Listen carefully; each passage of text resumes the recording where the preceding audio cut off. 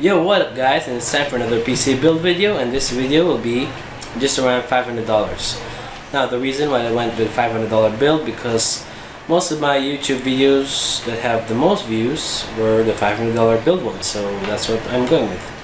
Now for the CPU for this build, we'll be going with the AMD Athlon X4 760K. Now this processor is a quad core, clocked at 3.8 GHz and just around $85 on the OutletPC. Now the reason why I went with this processor is because it's quad core rather than dual core with hyper-threading.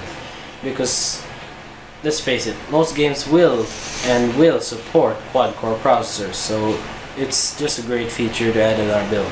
For the motherboard, we're going with the MSI FM2 A75 MAE35. Now this board is a micro ATX board, FM2 socket, and just around $57. Now this motherboard has an AMD A75 chipset, has 2 DIMMs DDR3, and can support up to 2133 MHz of RAM. Has max memory of 16 gigs, and has no onboard video. That's why we're going with a dedicated GPU. Has 83 slots that can support up to 6 gigabits per second transfer speed. And it cannot support Crossfire or SLI. Well, we won't be using SLI or Crossfire in this build anyway. It's just $500. For the memory, we're going with something a little bit budgeted this time around. We're going with the Crucial Ballistix Sport 8 GB. Now this is one stick of 8 GB of DDR3 1600 memory, clocked with, well, 1600 MHz. It's just around $65 on OutletPC. Now this memory is nothing out of the ordinary, but regular consumer RAM, and it's great for most things like gaming or multitasking. Rated around 1600 MHz. Hey, what can go wrong? Now for the storage, we're going with the Western Digital Caviar Blue 1TB. So it's 3.5 inch 7200 RPM internal hard drive. Just around $56 on OutletPC.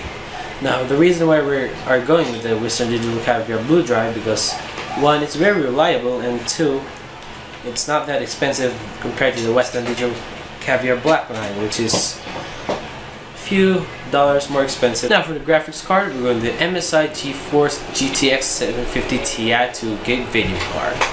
Now this card will cost you around $130 in Newegg.